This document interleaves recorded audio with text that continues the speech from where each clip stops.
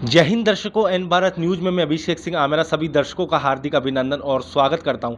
दर्शकों, हमारे कार्यक्रम चुनावी विश्लेषण में आज हम बात करेंगे दक्षिण विधानसभा की। उससे पहले मैं आपको दक्षिण विधानसभा से दावेदारी करने वाले कांग्रेस और भाजपा दोनों ही प्रत्याशियों के बारे में एक बार नाम बता देता हूं। कांग्रेस से दावेदारी कर रहे हैं डॉक्टर राजकुमार जयपाल, हेमंत भाटी, कमल बाकोलिया, कैलाश कोमल, नरेश सत्यावना, द्रौपदी कोहली, सरवण टोनी और चंदा भाटी। बात करें भारतीय जनता पार्टी की तो यहाँ से दावेदारी कर रहे हैं अनीता बघेल, वंदना नोगिया, डॉक्टर प्रियशील हाड़ा, नेहा भाटी और मिलन तंवर। आज दक्षिण विधानसभा के चुनावी विश्लेषण में हमारे साथ मौजूद है चेयरपर्सन गुंजन शर्मा। आपका बहुत बहुत गुंजन जी स्वागत है। मेरा पहला सवाल आपसे यही रहेगा, इस विधानसभा सीट पर भाजपा 20 सालों से अजय है, क्या आपको लगता है ये सीट भाजपा का अवैध रूप से किला बन गई है? जय हिंद दर्शकों, मैं आपको बताऊं, ये अभेद किला वाली बात ने अभिषेक आपने बात करी, मैं उसमें बताऊं कि अभेद किला नहीं है। सन 2003 की बात करता हूं तो मैं 2003 के अंदर अनीता जी बघेल चुनाव जीती थी, जो वर्तमान विधायक भी हैं। उससे पहले वो नगर परिषद की सभापति भी रहीं। तो 2003 में कहा जाता है कि एक परिवार है जो अच्छा खासा समृद्ध परिवार है अजमेर दक्षिण के अंदर, स्वर्गीय श्री शंकर सिंह भाटी का परिवार है। तो उस परिवार के अंदर एक मनमुटाव देखने को मिला है, और उस परिवार के मनमुटाव के कारण ये सीट जो है भारतीय जनता पार्टी के खाते में जाती रही है अभी तक। यहाँ पर एकजुटता के साथ कभी भी चुनाव लड़ते हुए नहीं दिखे हैं हमें कांग्रेस पार्टी। स्वर्गीय श्री ललित भाटी जी चुनाव लड़े थे, तब परिवार के ही लोग उनके खिलाफ हुए थे, तब वो चुनाव भाजपा के पक्ष में चुनाव गया था।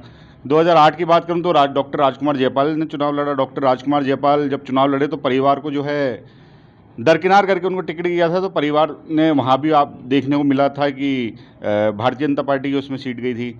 2013 की बात करूं तो हेमंत भाटी जी, जो पहले अनीता जी बघेल की चुनाव कमान संभालते थे, वो सामने चुनाव लड़े थे, पर वहाँ परिवार का फिर एक बार मनमुटाव देखने को मिला था।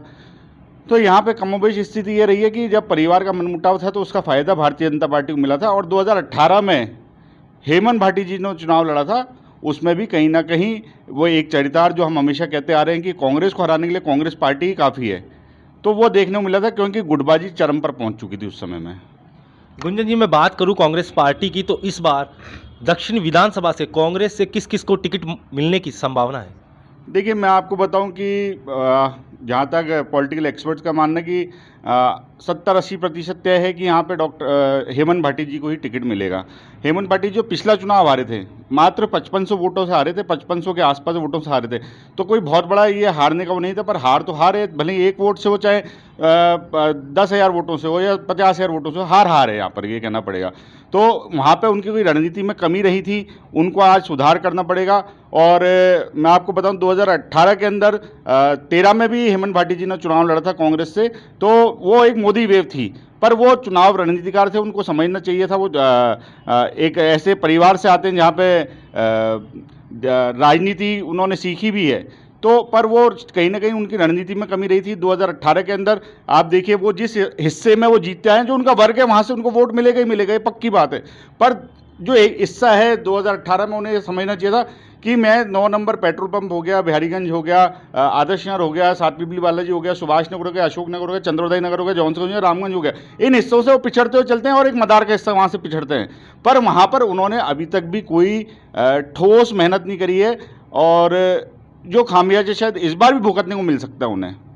अच्छा गुंजन जी, जो वर्तमान विधायक है उनका चौतरफा विरोध चल रहा है, इस पर आपकी क्या राय है? देखिए, चौतरफा विरोध से पहले मैं आपको एक चीज़ बता दूं यहाँ पर कि जो हेमंत जी भाटी हैं, उनका टिकट लगभग, मैंने अभी आपको पहले भी कहा था, फाइनल मान रहे हैं। फिर भी जो लड़ाई चल रही है, कमल जी बाकोलिया पूर्व महापौर रहे हैं, सीधे चुनाव के अंदर उन्होंने डॉक्टर प्रियशील हाड़ा को हराया था महापौर के चुनाव के अंदर। डॉक्टर राजकुमार जयपाल पहले रहे हैं, विधायक रहे हैं, उनकी माताजी विधायक रही हैं, तो डॉक्टर राजकुमार जयपाल के स्वभाव में आज देखने को परिवर्तन मिल रहा है। तो और वो अशोक गहलोत कैंप के माने जाते हैं, तो उनका भी टिकट कहीं ना कहीं लगता है उन्हें मिल सकता है। मैं बात करूँ नए चेहरे में, तो कैलाश कोमल पिछले चुनाव के अंदर, पार्षद चुनाव के अंदर अच्छे खासे वोटों से भी जीते थे। पिछले नगर निगम के उसमें उन्हें टिकट नहीं मिला था, पर उनका एक अपना वर्ग है, रेगर समाज से आते हैं, उनका एक अपना वर्ग है जो उनका वोट बैंक है। वही मैं बात करूं नरेश सत्यावना की, तो उनका एक वर्ग बताया जाता है कि वो एक दायरा उनका सीमित है। मैं कहूँ उनका दायरा सीमित नहीं है, उनके अच्छे खासे पूरे दक्षिण के अंदर अच्छे खासे प्रबंध हैं उनके, और मिलनसारी देखने को मिलती है। फिर मैं यहाँ पे बात करूँ द्रौपदी गोलिया, अगर वर्तमान विधायक अनीता बघेल जी को टिकट मिलता है और कांग्रेस पार्टी को ये लगता है कि हमें महिला को टिकट देना है, तो द्रौपदी गोलिया उसमें सबसे आगे हैं और आगे चल रही है इस चीज़ में कि द्रौपदी गोलिया का टिकट अपन मान सकते हैं फाइनल, अगर महिला को ये सीट दी जाती है तो। फिर मैं बात करूं यहाँ पर श्रवण टोनी जी पिछला चुनाव यहाँ पर नगर निगम का हार गए थे, पर उससे पहले 3 बार पार्षद रहे हैं, उनका भी एक अपना वर्ग है। पर यहाँ पर जो कमोबेश लड़ाई चल रही है उसमें हेमंत भाटी जी भी आगे चल रहे हैं। अब आपने जो सवाल करा मैं उस पर आपको जवाब देता हूँ कि चौतरफा विरोध। देखिए अनीता जी बघेल 2003 से, उससे पहले नगर निगम सभापति बनी थी, सरल सौम्य व्यवहार उनका माना जाता रहा है। पर आज 2018 आते आते यहाँ पर एक स्थिति देखने को मिली कि कहीं उनके व्यवहार में परिवर्तन आया है। जो विरोध कर रहे हैं लोग वो उन्हीं की पार्टी के लोग हैं। पार्टी के लोग ये नहीं कह रहे हैं कि आप इनको टिकट देंगे तो हम इन्हें वोट नहीं करेंगे, वो कह रहे हैं परिवर्तन की मांग कर रहे हैं। तो यहाँ पर जो वर्तमान विधायक के कार्यकर्ता हैं उनको थोड़ा समझना पड़ेगा। जिस तरह की वो छिछलेदार बातें यहाँ पे कर रहे हैं, सोशल मीडिया पे पूरा अजमेर पड़ रहा है, जिस तरह से महिलाओं को टारगेट करा जा रहा है, गलत शब्द उपयोग में लाए जा रहे हैं, तो ये कहीं ना कहीं उन्हीं की छवि को डैमेज कर रहा है इस समय में। तो ये समझना पड़ेगा। और अनीता जी को अगर ये चुनाव जीतना है तो उन्हें वापस अपने सरल सौम्य व्यवहार पर आना पड़ेगा। हालांकि उन्होंने थोड़ा परिवर्तन करा है, अभी वापस देखने को मिल रहा है, और शहर की जनता ये कहती भी है कि जो व्यवहार पहले हुआ करता था आज वो व्यवहार नहीं है। तो मुझे लगता है कहीं ना कहीं वर्तमान विधायक को टिकट मिलता है तो पार्टी के ही लोग हैं, वो लोग जो नाराज चल रहे हैं पार्टी के लोग हैं। आप उनसे बैठ के बात करिए। संगठन ऐसा क्यों कर लेता है कि संगठन बता नहीं पा रहा, कई जगह से पदों से हटाए गए हैं जो विरोध कर रहे हैं लोग बाग। तो ये कहीं ना कहीं ये गलत वो देखने को मिल रही है, और संगठन को इसका खामियाजा उठाना पड़ जाएगा अगर नाराज लोगों को नहीं मनाया गया तो। अच्छा, जो वर्तमान विधायक है इनके प्लस पॉइंट और माइनस पॉइंट क्या है, थोड़ा इस पर प्रकाश डालेंगे आप? देखिए वर्तमान विधायक का क्योंकि अनुभव बहुत है, उन्हें 4 बार विधायक रही हैं, इसमें कहने में कोई वो नहीं है। हाँ, उनकी अपने पकड़ भी बहुत अच्छी बना रखी है उन्होंने। पर यहाँ पे जो बात करें विपर्जय जो तूफान आया था उसके अंदर पूरा दक्षिण डूब गया था, एक तरह से पानी पानी हो गया था। अब कई लोग जब मेरे से कहते हैं ये बात कि यार गुंजन जी उत्तर में ही हमें विकास देखने मिलता, दक्षिण में विकास नहीं मिलता, तो मैं यहाँ पे कहता हूँ कि दक्षिण के अंदर एक ऐसा हिस्सा है हमारे पास जहाँ पे विकास की संभावना कम है। इसकी बसावट इस क्षेत्र की ऐसी है, तो इसके लिए प्रयास होंगे, तभी प्रयास एक सार्थक प्रयास करेंगे तब जाके हम कहीं उठा सकते हैं। आज हमारे पास दक्षिण के अंदर खाली जगह देखें तो चंद्रोदय की एक हिस्सा पड़ा है हमारे पास, एक मदार का थोड़ा बहुत हिस्सा है हमारे पास, और आदर्श नगर का अंदर का हिस्सा है। ये हमारी पौष कॉलोनी यहाँ पर मानी जाती है। अब उत्तर के अंदर ऐसी बहुत सी कॉलोनी आपको देखने को मिलेंगी, तो यहाँ पे हमें प्रयास करने पड़ेंगे वर्तमान विधायक को, क्योंकि दक्षिण को ये कहा जाता है वो बहुत पिछड़ चुका है। दूसरी बात माइनस पॉइंट की बात करूँ तो उन्हें कहीं ना कहीं जो ये जिस तरह सोशल मीडिया पर छिछलेदार बातें हो रही हैं, जिस तरह से आपके रोड टूटी पड़ी हैं, सड़कें टूटी पड़ी हैं, आपने शिलान्यास आपने हर जगह करे, 25 लाख कहीं 40 लाख कोई शिलान्यास हो रखे, पर मुख्य सड़कों की हालत आप देखिए कितनी खराब है। आप चुनाव से पहले आपने कई जगह पे शिलालेख कर दिए और कार्य कई जगह शुरू हो गए, पर आपके कहीं ना कहीं आप डिलीवर इस समय नहीं कर पाए इस चुनाव के। और दूसरी बात मैं बताऊं, लोग परेशान हैं जो ब्रिज बन रहे हैं आरओबी के ब्रिज। आप देखिए नाका मदार का आधा पड़ा हुआ है, आप देखिए सुभाष नगर की हालत कितनी ख़राब है, आप देखिए आपके दौराई फाटक की हालत कितनी ख़राब है।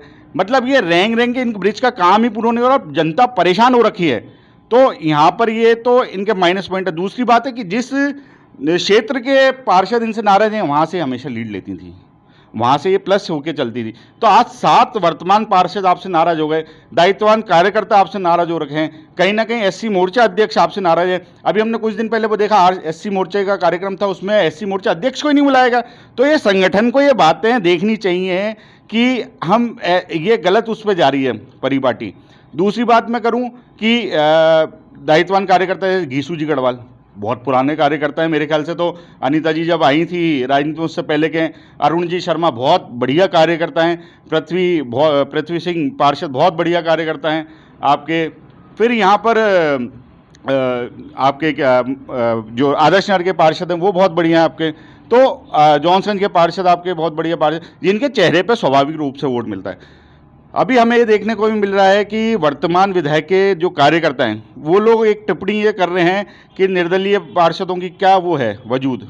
तो मैं एक चीज़ बता दूं, वो निर्दलीय पार्षद कहीं ना कहीं भारतीय जनता पार्टी का साथ दे रहे हैं, पर निर्दलीय पार्षद अगर 1000-1500 वोट लाए और वो जीते हैं तो वो अपने चेहरे के दम पर जीत के आए हैं, वो संगठन के दम पर जीत के नहीं आए। आप ऐसे समझिए इस बात को। तो आपने 3000 वोट तो वैसे ही माइनस कर दिए पार्टी के। आप उनको छिछलीदार बातें लिख रहे हैं, गंदी जो अपशब्द आप लिख रहे हैं, जो आप सोशल मीडिया पर ट्रेंड कर रहे हैं, वो चीज़ें बहुत गलत हो रही है इस समय यहाँ दक्षिण में देखने को मिल रही है।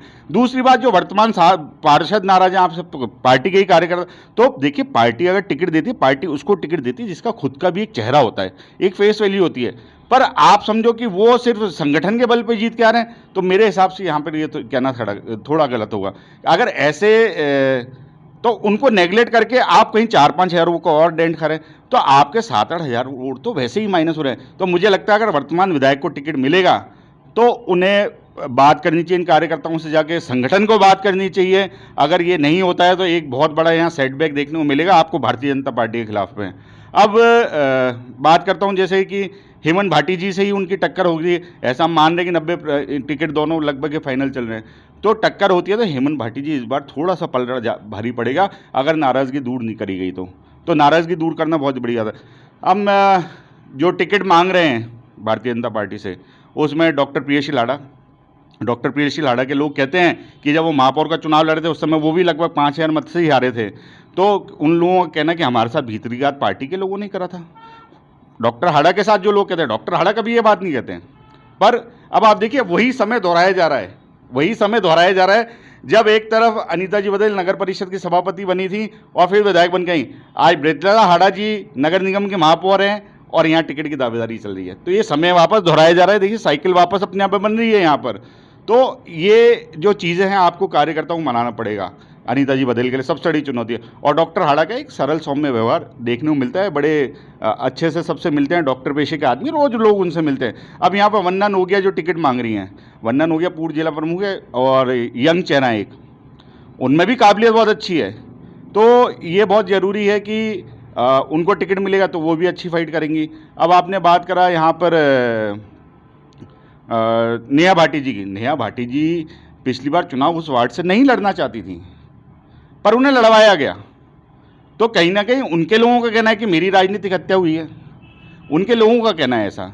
और मिलन तंवर टिकट यहाँ पे मांग रहे हैं बिल्कुल, और नया युवा चेहरा है। आज नहीं तो आज 10 साल बाद 5 साल बाद परिपक्व हो जाएंगे, उस समय तक वो पार्टी की मुख्यधारा में जड़ के टिकट मांग चुके होंगे। और कांग्रेस के लिए मैं आपको एक और बात यहाँ पे बता देता हूँ कि स्वर्गीय ललित भाटी की पत्नी श्रीमती चंदा भाटी भी टिकट मांग रही हैं। तो यहाँ पर हो सकता है अगर चंदा भाटी जी को टिकट मिल जाता है तो उन्हें अपने परिवार के सदस्यों को साथ में लाना ही पड़ेगा, और जो स्वर्गीय ललित भाटी का एक सिंपैथी वोट बैंक है वो उनको ज़रूर मिल सकता है। अच्छा गुंजन जी, सुनने में ऐसा आ रहा है जो वर्तमान दक्षिण विधायिका है वो संगठन को चला रही है या संगठन विधायकों के दिशा निर्देश दे रहा है? देखिए ये तो देखने को मिल ही रहा है अभी कि हमने हमेशा देखा कि संगठन विधायकों को दिशा निर्देश देता है, पर मैं अजमेर दक्षिण की बात करूं तो यहाँ पर देखिए लोग भी कह रहे हैं, ये सभी लोग कह रहे हैं कि विधायक संगठन को चला रहे हैं। तो यहाँ पर कहीं ना कहीं एक माइनस पॉइंट है, क्योंकि होता क्या है कि आप जब विधायक के कहने पर संगठन चलने लग जाता है तो वहाँ पर क्या हो जाता है कमोबेश कि आप संगठन पूर्ण रूप से अपना कार्य नहीं कर पाता है। अब मैंने आपको एक एग्जांपल दिया था कि एससी मोर्चा अध्यक्ष को कार्यक्रम में नहीं बुलाया गया। कितनी आपने अगर एससी मोर्चा अध्यक्ष इसको बनाया है तो उनकी भी खुद की मेहनत थी एक, अब आपने उसको दरकिनार कर दिया तो ये भारी पड़ेगा पार्टी को। कहीं ना कहीं इस पर पार्टी को मंथन करना पड़ेगा और चिंतन करना पड़ेगा, और बहुत मुश्किल होने वाली है बीजेपी के लिए सीट अगर यही रवैया रहा और इस रवैये में बदलाव नहीं आया तो। दर्शकों, हमारे प्रोग्राम चुनावी विश्लेषण में आप सभी का बहुत बहुत हार्दिक अभिनंदन और आभार। मैं अभिषेक सिंह आमेरा। बने रहिए हमारे चैनल के साथ, एन भारत न्यूज। जय हिंद, जय भारत। जेपी नंदन।